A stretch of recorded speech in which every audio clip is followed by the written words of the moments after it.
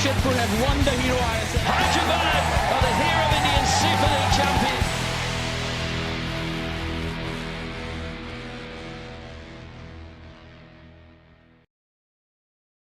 Well, today's guest on the Let's Football live show, ladies and gentlemen, is someone whose football career could honestly be turned into a movie script if it had to. He's managed 5 national teams in his career, including the Indian national team twice over a cumulative 7-year period in which we were largely successful. We almost came to qualifying for the round of 16 of the AFC Asian Cup in 2019, and from Delhi to the Den, and now in Kolkata, trying to revive the fortunes of a Kolkata giant and a giant in Indian football in East Bengal FC. I welcome to the Let's Football live show gaffer Stephen Constantine, along with commentator Pulasta Dhar, who will, along with me, take turns to pick the brains of this extremely talented British manager. Stephen, good evening to you. How are you doing?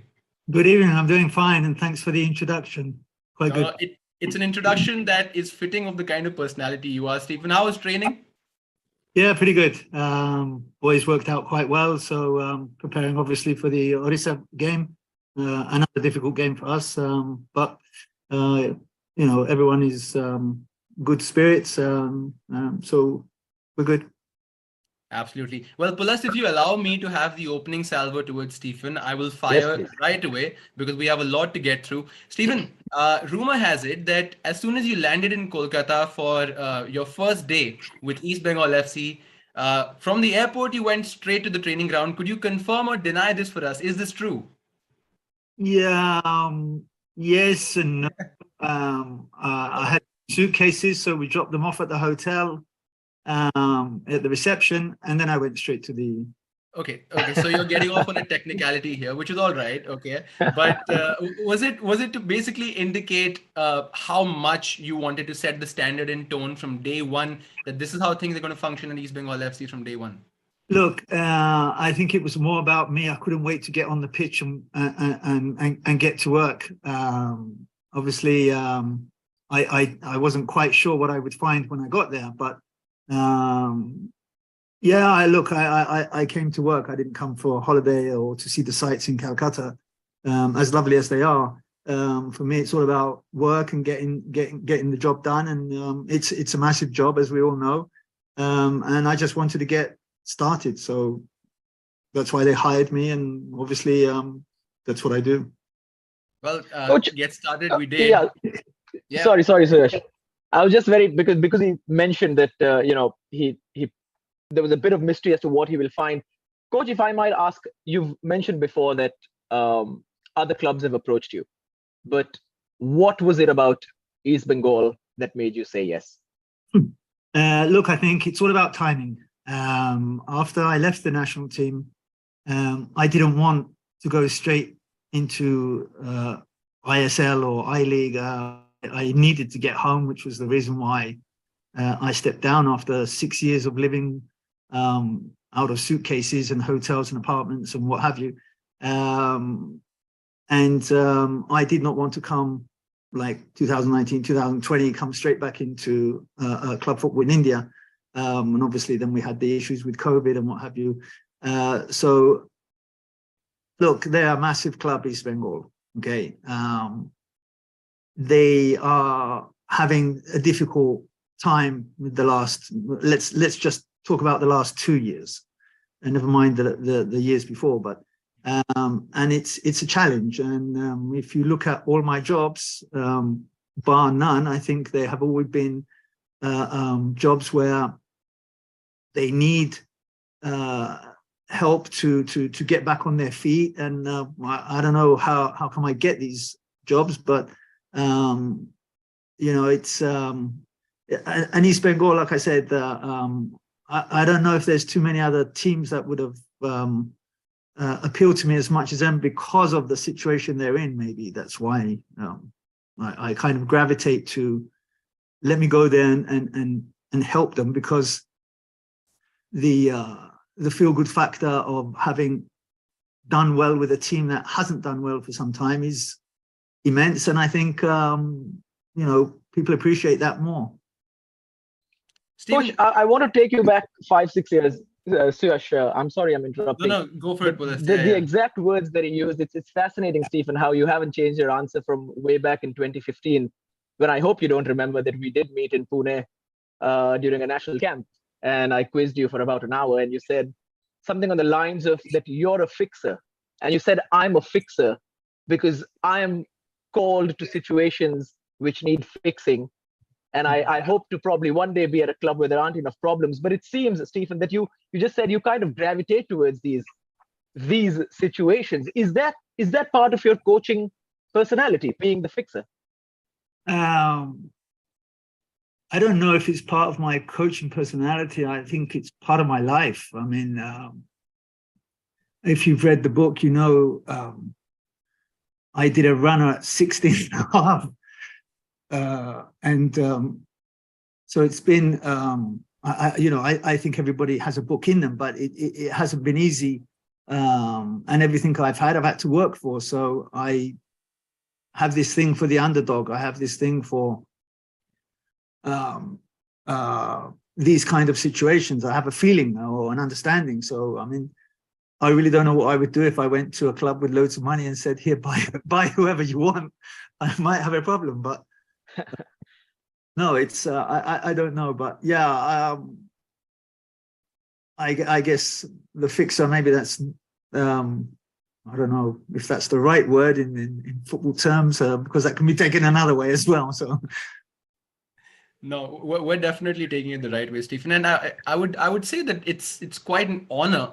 As you yourself have said in the past, you've said that it's an honor being the national team coach of another country, more than even England, because it means that another country is entrusted their responsibility and has given you the faith to do that. And we'll kind of we'll come to that in a bit. But in terms of in the jobs that you've had so far, now you've managed in India before.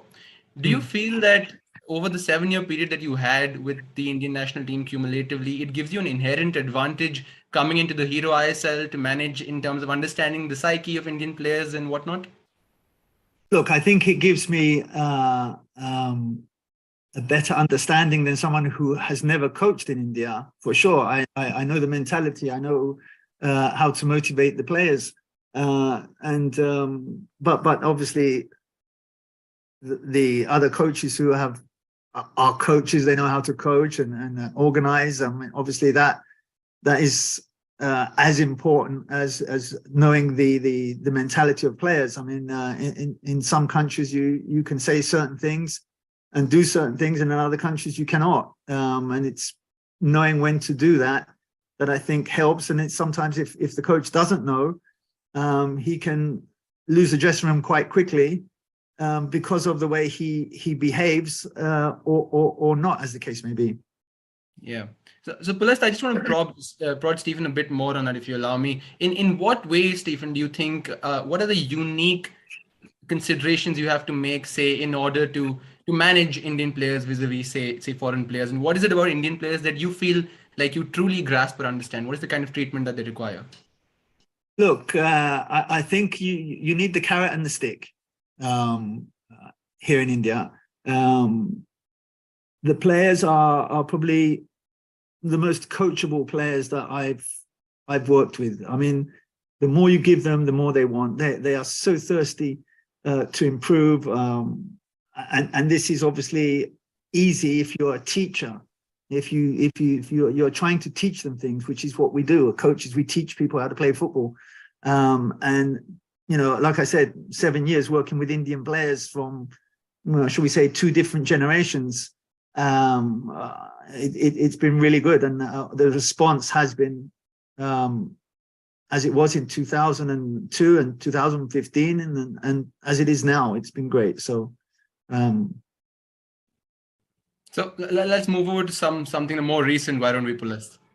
Of course, and Stephen, you know, for us, having watched football from a distance, having watched you manage earlier in the country and now managing a club, it is very fascinating because we are seeing a completely different side to you. Number one, it's of course the fans. The fans have taken to you in a remarkable way. And, you know, the flares are going up, the team buses is being welcomed. But more importantly, even your body language, like the shots before the game at the Kantirva, you were like asking the crowd to, increase the volume. You were, even after the game, you were part of that. These are these different facets to Stephen Constantine, who, these are facets we've not seen. What is it like now having one set of fans completely behind you? How has it changed your approach just in day-to-day Indian football life? Look, you're talking about when I was with the Indian national team. I am the same guy. It's just that with the national team there, it's a little bit different. The level of games, the opposition. I haven't changed at all. I don't think anyway. It's when you are with a club, the difference between a club and a national team, there are huge differences, and you are seeing me more. That's the reason. You would see me 5 times a year with the national team, because that's when we had the camps, and at a lot of those games you guys weren't around the training or around the dressing room before games because you didn't have access or whatever. So I am I don't think I've changed too much. It's just that you're seeing more of me, which I guess is I love my players, I love my staff. I do like to have a bit of banter. Who doesn't? And I guess you guys are seeing that, and the fans, obviously the club fans, are seeing that more. They wouldn't see that when I was with the national team, because there was not the access or the shall we say, the coverage of the national team as there is at club football, and especially in the ISL. Yeah, Pulasta, Stephen mentioned banter over there. Stephen, we saw the tweets that were up on your screen. Bengaluru FC put out what they did, of course, before the game, and then East Bengal FC, the admin, replied in kind. What do you make of moments like these? I mean, did it feel a little sweet to get one up on them on the pitch as well as on social media? Well, yeah, I mean, these social media keyboard warriors that, yeah. No, of course it was sweet to get the win. I mean, we needed the 3 points. But when you tweet something like that, I thought it was a little bit out of order on their part. I can see why they did it, but they paid for it. So, I mean, just how much of a role did the fans play in that victory, Stephen? Were you expecting them to come out in the kind of numbers that they did in Bengaluru? Look, I said a couple of weeks ago, wherever you go, there's a Bengali in the building. Oh, absolutely. And it really is true. They have been tremendous so far. I need them to continue that through thick and thin, by the way, guys. We are going to have moments where we are not as good as we want to be, but they have supported us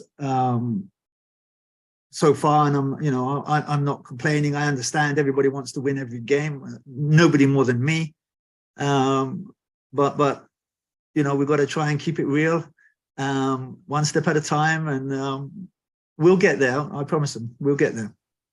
Yeah. Suyash, I think Stephen also mentioned the word access, and Stephen, you know when the access was being cut off, right? Leading the national team. I mean, you were great at knowing exactly when to let the media in and out, which kind of brings me to you enjoying club football now, in terms of also handling the Kolkata media in a way, which is no easy task, but a victory obviously kind of helps that. Is there an active realization of the task at hand, given the history that East Bengal have, and the responsibility on your shoulders, and the hopes of quite a large number of fans as to have a good season after a long time? I think the ownership understand. I think the club, Nituda, understands. I think most of the fans understand that, last year we won 1 game. We won 2 games already this year, so we're a little bit ahead of schedule, if I can say that. But the Bengali media, who have been slaughtered in the past, and maybe sometimes quite rightly so. But the coverage that they are giving the club, the sponsors, the owners, and me have been very supportive.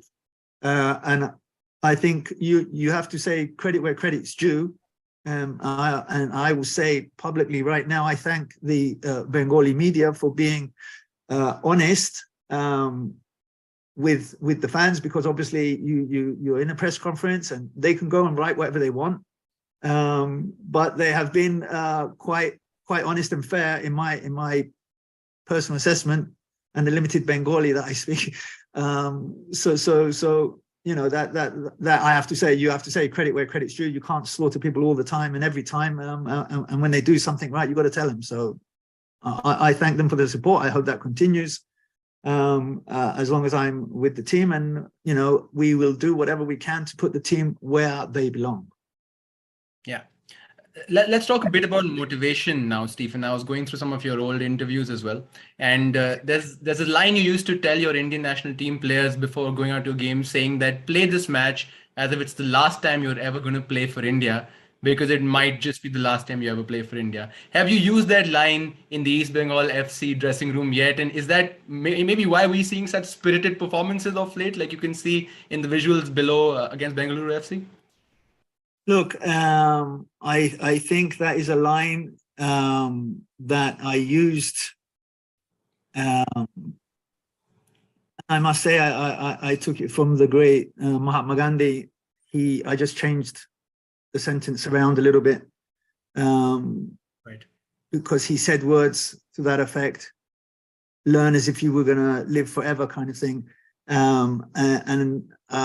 Look, you can't say that on a daily basis at a club because they're doing it every week. But it's true. We lost Naveen Kumar to an ACL while he was at home doing a little bit of extra training by himself. He did his ACL. So when you train or when you play, that is there. It could be the last time you train. It could be the last time you play. You just don't know. And I want the players to play that way. I want them. If this was the last game that you were going to play, would you not want it to be a good one? So that's kind of how I put that. And with the national team, it was easier because obviously you're not going to be playing 24, 28 games. It's, you know, 10 maybe, and I thought that was very relevant when I used that. Yeah, no, fair play. A word on the progress of young players, for example, like Lalchungnunga as well, Stephen. He's someone who we'd scarcely heard of before he started making consistent starts for East Bengal FC, and now he's one of the most pivotal members of your side. What do you have to say about the progress that the likes of Lalchungnunga and maybe other players that you want to mention are making in your team? Yeah, Nunga, when I arrived, he was one of the 12 guys that we found at Maidan. What position do you play? Oh, sir, I'm a right back. No, you're not. You're playing centre. And so I play right back. I said, you're not playing right back anymore, okay? I think he played 1 or 2 times for his club, but he's worked very, very hard. And there's Tuhin Das, a local boy that I went to watch the reserve games a couple of months. Well, when I first got here, and I went, oh, he's my kind of player. So up to come, and he's now there, and obviously you've got Himanshu Jangra. He's another good possibility. So you know, there's 1 or 2 young kids that they need time. They need obviously the right type of training and the individual positional play that they need. So we will give them all the help we can, and hopefully they will be successful for East Bengal. Coach, I'm going to use one of your lines, the motivation line, and going to interview you like, you know, this is the last time I interview you, which means I have to make the most of it. and I'm going to ask you this one. Does it sometimes is there a realization from your end that you've been typecast as an organized and defensive-minded coach when that can sometimes be entirely incorrect? Does it affect you? Because sometimes when your teams get going, like against Mumbai City in the Durand Cup, sometimes you've taken off the shackles and your teams have attacked. And you can see some of the passing was fantastic against Bengaluru. Have you been typecast? Is it true that you're a defensive and organized coach only? What is your managerial style now? Is it always evolving? Tell us. Okay. You have to understand the kind of teams that I inherit or that I've been hired by. So I will go to and talk to you about Paphos FC, the last team I had last year, year before. We had more money than we could throw a stick at.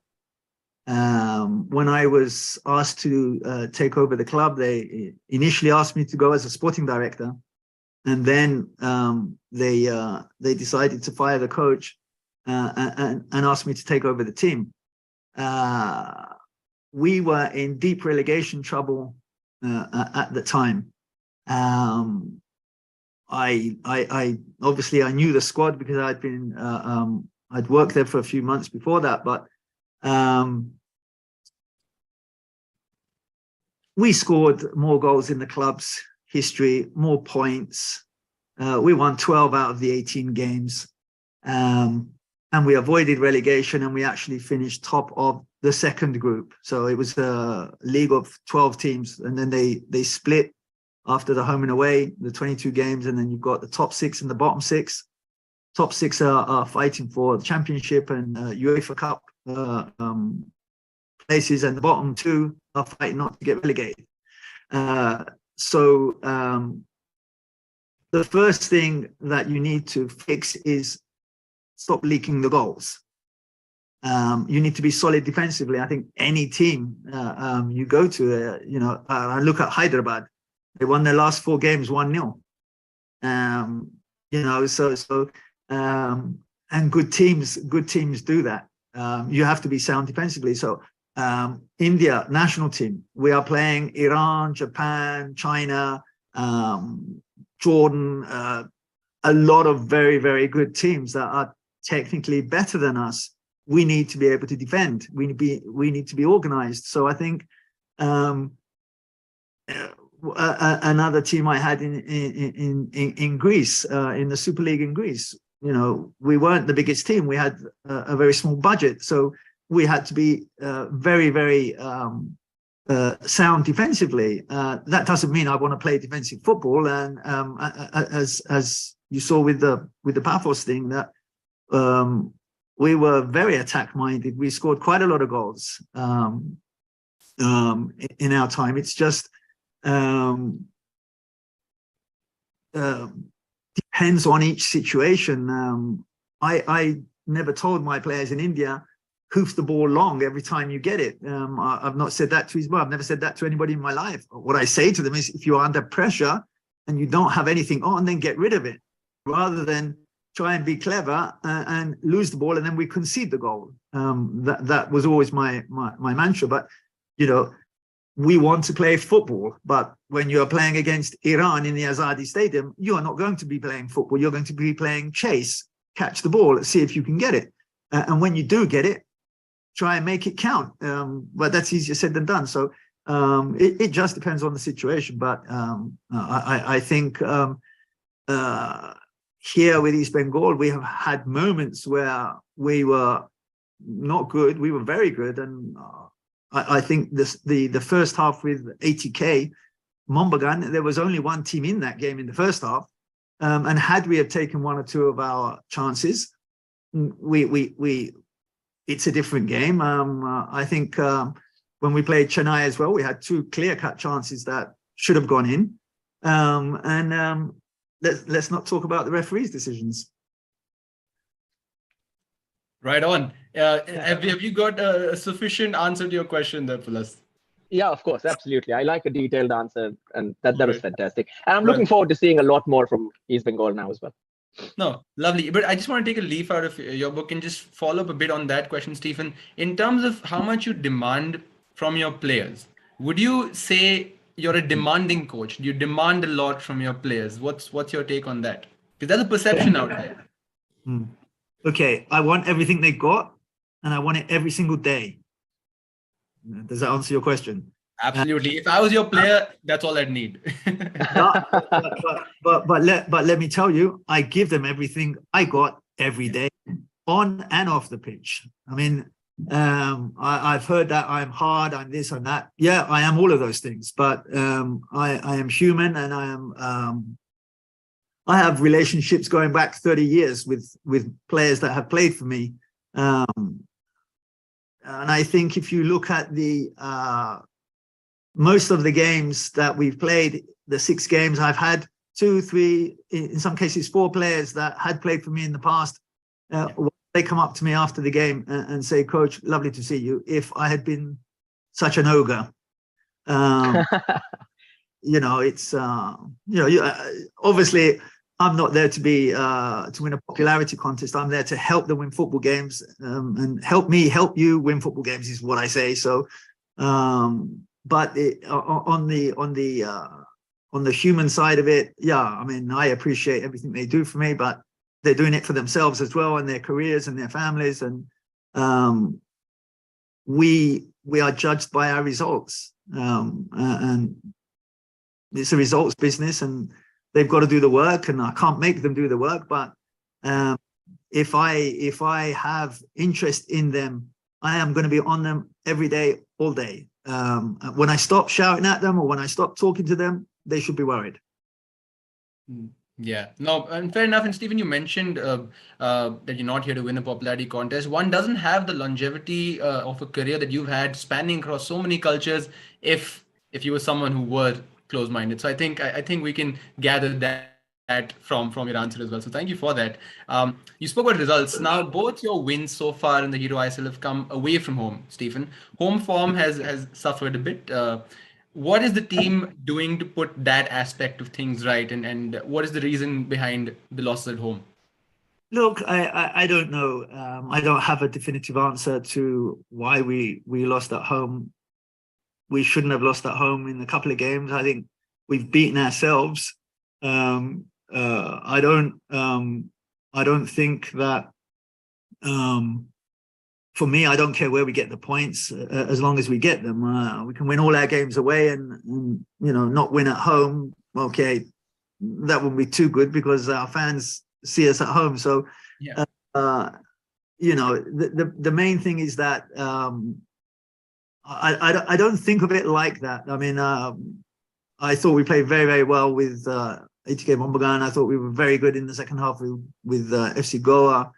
And obviously, I don't think we were great with Chennai, but I don't know if we can attribute that to whether it was home or away, to be honest. They're all difficult games for us, no matter what. So even if we are at home, it's still going to be difficult. And if we don't do the work and we don't apply ourselves, we're not going to get anything. Right, Coach. You've worked in so many countries. We've read up about you. We often make we analyze things that you might put up on the pitch, but we've never really come to ask you, who are your influences in life? Who is the coach who's really influenced you? Which are your favorite players? What is the moment you thought, okay, football is my sport? What was a younger, impressionable Stephen Constantine like? Can we get a bit of an idea now that you're part of this detailed introduction to Indian football? The only other thing I thought about was football. Sadly to say,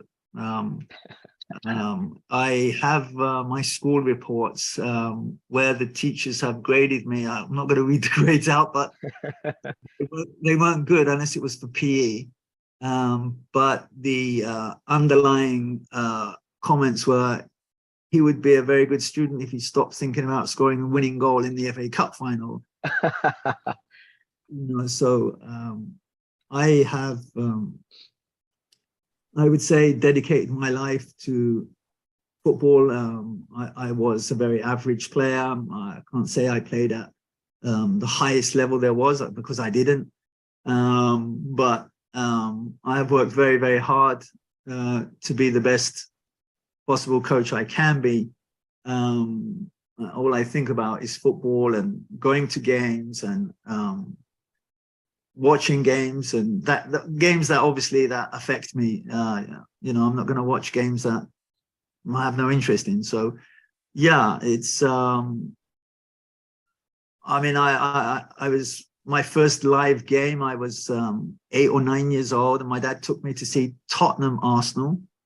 It was in 1971, and Ray Kennedy scored a header in, I think it was the 78th minute, that won the championship for Arsenal at Tottenham. Does it get any better than that? Wow. And so I was an Arsenal fan, and my dad was a Tottenham fan, and brilliant. That's probably why. It kind of set you up for doing well with your back to the wall. Of course, supporting Arsenal kind of instills that into you as well. Cheeky little take, but what about beyond football, Stephen? In terms of how do you switch off from the sport? What do you do? Do you watch Game of Thrones? I don't know. What do you read, a book? I did watch Game of Thrones. I thought that was quite good. Obviously, I watch TV, and you know, I like watching films, and you know, I have 3 daughters, and an English bulldog at home. So yeah. So what's easier to manage, the household or a football team? No, actually, the house is good. I mean, the girls are super. Fantastic. We have an open plan house, so I know where the kitchen is, in case I need something. My wife is a saint. That goes without saying, and she's suffered me for 27 years so far. So I can't complain. And obviously I'm away a lot, which is probably why the marriage lasted so long. So a voice from beyond, Stephen. Is your wife watching the show right now? no, probably not. Well, you should have shared the link with her. Well, I'll stop the fun, Pulasta. I'll bring it back to football. Of course. All right. I'll bring it back to football. Stephen, which team is the toughest opponent you've played so far in the Hero ISL this season, according to you? The toughest. Can I be politically correct and say I think they've all been tough in different ways. Right. Playing ATK Mombagan in front of I don't know, 50, 60,000 people was twice, by the way. We played them in the Durand Cup as well. Was a fantastic atmosphere. The fans were brilliant. Both sets of fans were brilliant. Unfortunately, we didn't beat them, but we will. I think for us, all the games are difficult. I wouldn't single out any particular team. And I mean, Hyderabad are doing so well at the moment. Yeah, I think Mumbai are starting to find their form. And obviously, I think it's ATK Mombagan, Mumbai, Hyderabad. They're going to be the teams to chase, obviously. And but like I said, Northeast wasn't an easy game for us, and we won. Obviously, Bengaluru was not an easy game, and we won. So there are no easy games. I think teams are all quite close in terms of ability. Well, Stephen, since this is the first time you're managing in the Hero ISL, this is modus operandi for you, as in games on mostly Thursday, Friday, Saturday, Sunday. But have you heard anything from the players, and especially the Indian players who've been playing in the league from before, about whether this is a better schedule, about whether more recovery? Has there been discernible talk about that in the dressing room? Well, no, I haven't really heard too much from the players, but I think after the 2 years in the bubble, and the schedule, it was I'm very, very fortunate that I was not in that, because I have heard horror stories from a number of people. It does get mentally taxing. Yeah, and really, I don't know how they did it. Look, I think you want fans to fill the stadiums. No fans, it's not football. Friday night, Saturday night, Sunday night, you're going to get fans in the stadium. And I think the switch to the weekend program is the best possible scenario. I know that the coverage, you couldn't have like 4 games in one day, for example, because of the TV coverage. But I think the Friday, Saturday, Sunday, and Monday works. Or if you didn't do Monday, you did a Wednesday, a midweek game or something like that. I think, you know, fans are going to want to go to those games. But I thought it was a good move. Yeah. Yeah, and finally, I want to bring Pulasta back for this because you know, we're about to wind up the show with a couple of more questions, Stephen. But you know, it's World Cup season, and you're in English and Cypriot part Cypriot, part English. So first of all, what is your level of involvement towards the England national team? Are you someone who religiously follows the team? Is it coming home this time? What's going to happen? Well, we keep saying it's coming home, but Yes, you do. what we got to remember is it's already home. We won it in 1966, so it, so it's already home, guys. But look, obviously, I'm going to be supporting England, being an Englishman, and I hope Gareth Southgate can do the business. We've got a fairly decent side. I think they're quite young.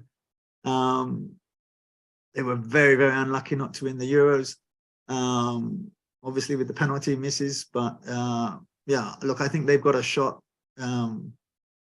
That's for sure. Yeah. Well, we now know what you feel success for England will look like in the World Cup. But lastly, Stephen, you've already won 2 games this season, more than what you'd won last season. You already mentioned that. But what would success with East Bengal FC be for you this season in tangible terms? How would you define that? What would you be happy with this team? I would be over the moon if we got into the top 6. That will be our target, believe it or not. I think, as I said, I think the first 3, Mumbai, HK Mumbagan, Hyderabad, are going to be there for sure. They're thereabouts. I mean, I think Bengaluru are going to find their feet at some point. I think Jamshedpur are going to improve. FC Goa have started really well. So, you know, there's, I think if we can continue the way we have been, so I think we've gotten better each game. Although Chennai for us was a backward step, if I can say that. We didn't play very well in that game, but in the previous 4 games we had played well. And then obviously we played very well against Bengaluru, and to win that game again was for us a good result. So I think if we can continue do that, we could be talking about top 6. It's not a million miles away, but I do not want to raise expectations unnecessarily. I will say again that we are a side that is rebuilding. The players are working extremely hard. The staff are working extremely hard to get the players on the pitch, make them understand what we are doing, how we look at opponents, how we analyze ourselves, which happens on a daily basis. And there's lots of stuff that's happening behind the scenes that you guys and the fans don't know, but it's all for the betterment of East Bengal, and that's what we're trying to do. So. Well, that's lovely, Stephen. I've thoroughly enjoyed listening to you and hearing your views over the past 40 odd minutes. Pulast, over to you. Any parting thoughts for Mr. Constantine here? Just the one question, because he's seen then and now of what Indian football used to be, what it is now. You've been part of the ecosystem in different ways, once with the national team, once as part of a club head coach. What are your 3 takeaways, Stephen, from your experiences in Indian football, national circuit, ISL circuit? What are the 3 takeaways? Okay. There are no easy solutions to this. The talent that we have in India is largely untapped. I think the biggest thing for me is that there is a massive awareness around football, Indian football now than there has ever been, and that is largely due to the coverage of the ISL. Make no mistake about that. But there were 16 teams in the I-League. There was 60 games. I would complain in the past that it's too many games. They can't play 60 games and then come and play for the national team. It's gone the other way. I think we need a much better coach education system for our Indian coaches, because there are not too many Indian coaches heading up teams in the ISL or the I-League. Come to that.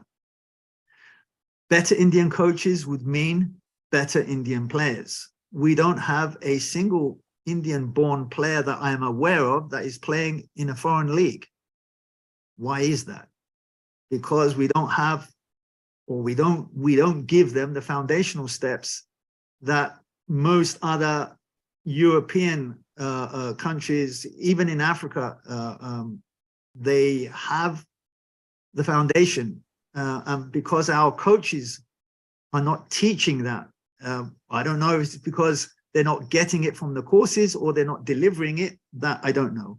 What I do know is that you cannot have a 15-year-old Indian player, if assuming he is the right age, that is also a massive problem for us, that he can be so far behind a European or an African player or other Asian country players. Why is that? Well, because they're not getting the information. So my three concerns are: we need to educate our coaches better. They cannot all pass the license. If they're not good enough, don't give it to them. And if they are good enough, then help them. They will then go and help the players. And do you think we're getting there, Stephen? With the ISL, nine seasons of history, are we getting there structurally, calendar-wise? Because it's a slow process, and clearly there's been some progress. I think structurally, yes. Going to a weekend schedule, yes.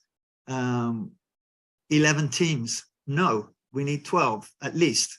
I think we need a promotion relegation. That creates competition.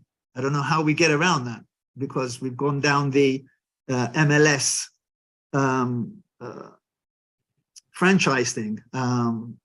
You know, it works for the Americans, but they have now 28, 29 teams in the MLS, and you've got about 30 or 40 teams in the USL, and they're talking about promotion relegation. So yeah, we have taken some positive steps for sure, but I want to see Indians playing in Europe. I want to see Indians playing in the United States. That's not going to happen anytime soon unless we start developing our coaches, who will then develop our players. That's for me the two biggest things. And yeah, I would love that there were 12 teams in the ISL. We can play 22 league matches. Then you can split top 6. That's another 10 games. There's your 28 games that you need for the AFC. So that would be 32 games. And if there was a relegation, let's say to the I-League, 2 teams drop, 2 teams come up, and then the top 3 or the top 6 will be battling out for the AFC positions. There you're going to get super competitiveness. I mean, it worked in Scotland, it's working in Cyprus, and I would probably say the last thing for me would be 3+1. So three foreigners plus 1 Asian. It's a nightmare having 6 foreigners and only 4 of them can play. And honestly, as someone who's invested 7, 8 years of my life in Indian football, why are we playing the ISL? Is it for the rah-rah of the league and the fantastic production, by the way, that you guys put on for every game? Or is it for the development of Indian players? Me, it's for the development of Indian players. So I want 7 Indian players on the pitch all the time. And 3+1 is great, but obviously the guys in the Middle East want 5+1 now because of the Asian Cup and the money that's there. But look, let it be 3+1 in the ISL, and when you qualify for the Asian Cup, let all 6 of them play if that's what you want to do. Somebody gave me that idea a couple of months ago, and I thought it was really good. So that's my take. Well, maybe that's for your next book then, Stephen. Another one maybe on its way. And you can see you speak with passion. Thank you for sharing your views. Of course, there have been steps. It was 6 and then 5 and 4. So time will tell how things pan out. But once again, thank you so much for spending your time with us on the Let's Football live show. It was an absolute pleasure. I know you're an Englishman, so you've had an early dinner. So you have a good night's sleep to look forward to before you get back to training and getting East Bengal FC back up and running. So thank you so much for joining us. Thank you so much, coach. Thank you, Pulasta. And that's all from myself, Stephen Constantine and Pulasta Dhar on the Let's Football live show, ladies and gentlemen. We will be back every week. It's World Cup season, so our schedule is going to be tweaked a little bit. We'll keep you posted on that. That was a fascinating chat with Stephen Constantine. Until next time, it's bye-bye from us. Take care. And Jamshedpur have won the Hero ISL. Hyderabad are the Hero of Indian Super League champions.